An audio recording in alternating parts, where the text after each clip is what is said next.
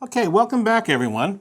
I hope you've done the calculations that I asked you to do in the previous lecture to use the Framingham-Hart study to see if age is a confounder when you look at the relationship between smoking and the 24-year risk of dying. Okay, now let's go through the calculations to see if what I would do match up with what you did.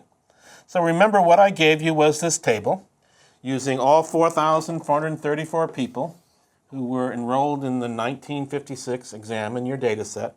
2,181 of them were smokers, 2,253 are non-smokers, 788 of the smokers died versus 762 of the non-smokers. And the first calculation, which we've done before, was to calculate the value for the crude risk ratio.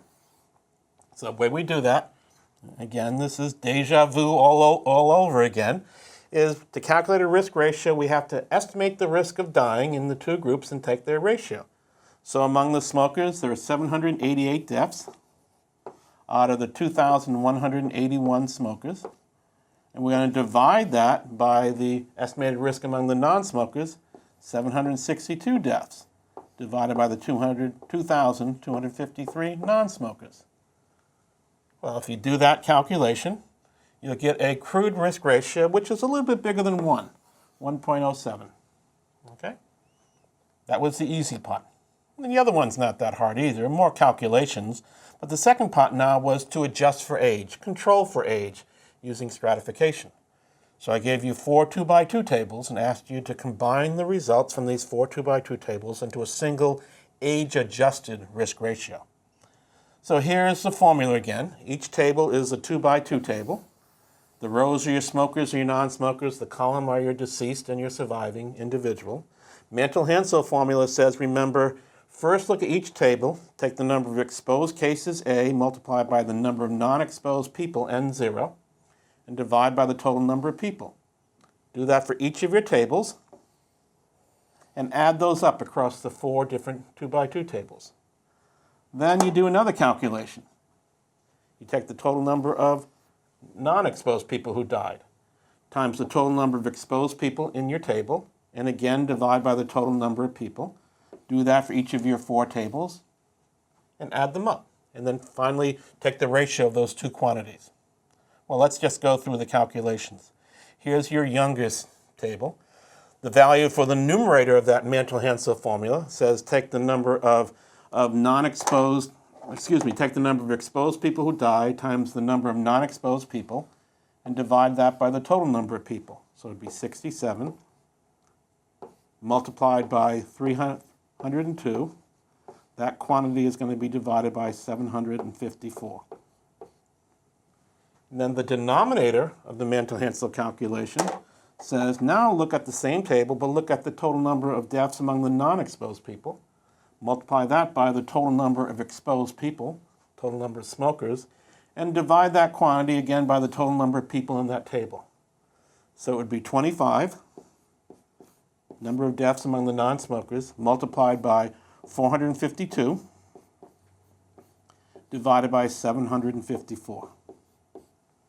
And here's those calculations, again, just written out in neater format. I'm going to do the same thing for each of the next 3 tables. So for the people who are aged 40 up to including 50, we take the number of deaths among the smokers times the number of non-smokers and divide by the total number of people.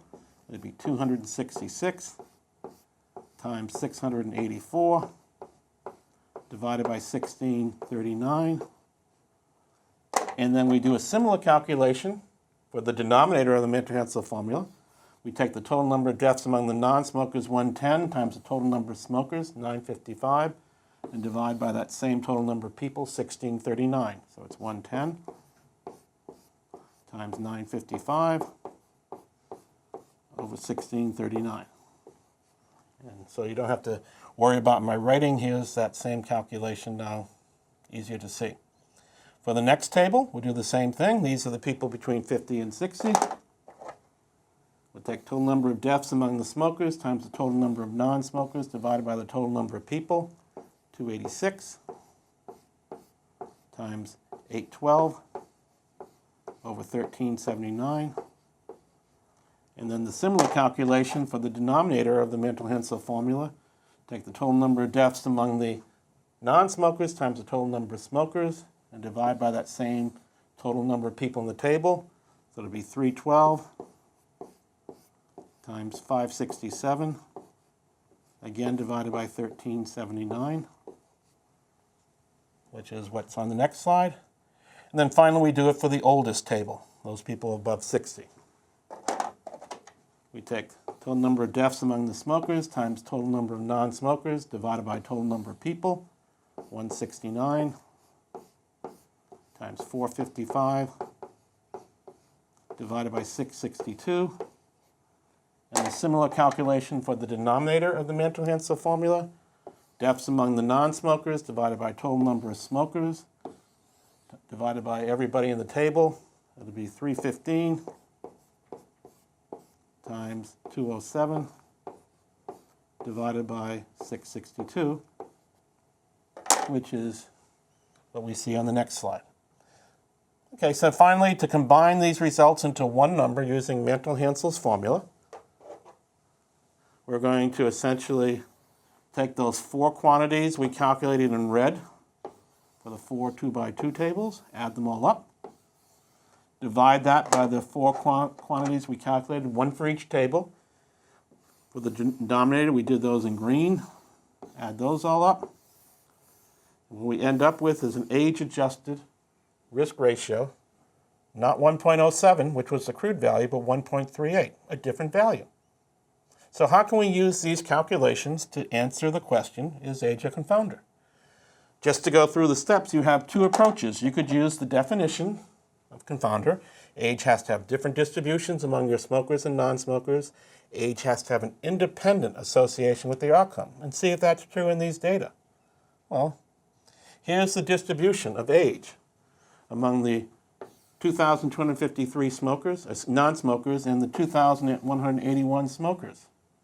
The age distribution of the non-smokers, we can see that 13% of them are young, 30% in the next category, 36% in the next, 20% in the last. Compare that to the non-smokers, compare that to the smokers, 21% of the smokers are in the youngest category, 43% in the next category, only 26% in the next, only 9.5% in the last category. So we see that in these data, the smokers are younger than the non-smokers. We see, for example, in the first two age categories, the two youngest categories, about 64% of everybody among the smokers are in those two youngest categories, versus only about 44% of the non-smokers. The smokers are younger than the non-smokers in this Framingham data set. It's satisfying the first criteria for confounding. Is there evidence in addition to that that age is an independent determinant, is independently associated with your outcome, which is your 24-year risk of dying? Well, let's look at the non-smokers. Let's look at each of your tables and estimate the risk. Let's look at the cumulative incidence of death among the non-smokers who are in these four different categories. And that's what's in this last column.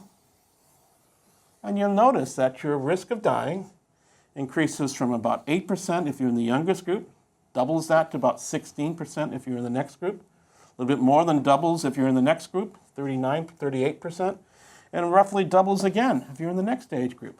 So there's a strong relationship between the age and your risk of dying, independently of smoking. This is just looking at the non-smokers. So in these data, there's evidence that age is related to the exposure smoking, and age is independently related to the outcome, 24-year risk of death. So age appears to be a confounder because it's satisfying the two criteria that a confounder has to have. It has different age distributions, the smokers are younger, and the risk of death is increasing with increasing age. But there's an easier way to detect information to argue that age is a confounder.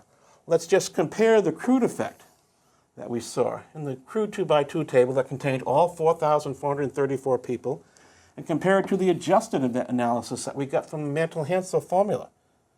Crude analysis said there's little difference between the smokers and the non-smokers. Smokers have slightly higher risk, a factor of 1.7 times that of the non-smokers' risk.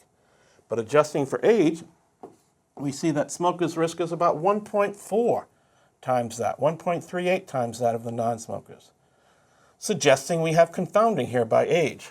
Why is the crude effect confounded? Because the crude effect is reflecting two things that are different in your exposed group compared to your non-exposed group. One thing being good and one thing being bad.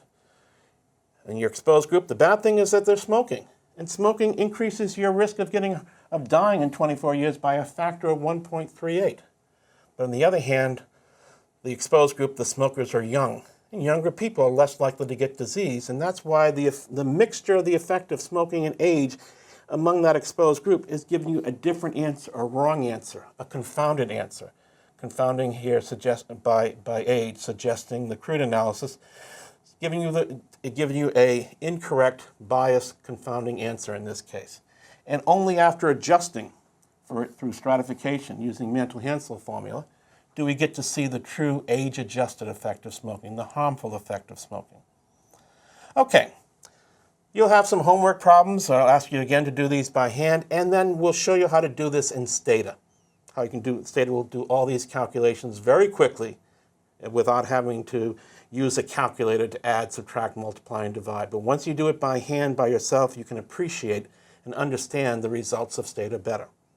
There's one last thing I want to talk about stratification when I come back, and about confounding in particular when I come back, and I want to talk about study design implications and their role with confounding. So I'll see you then.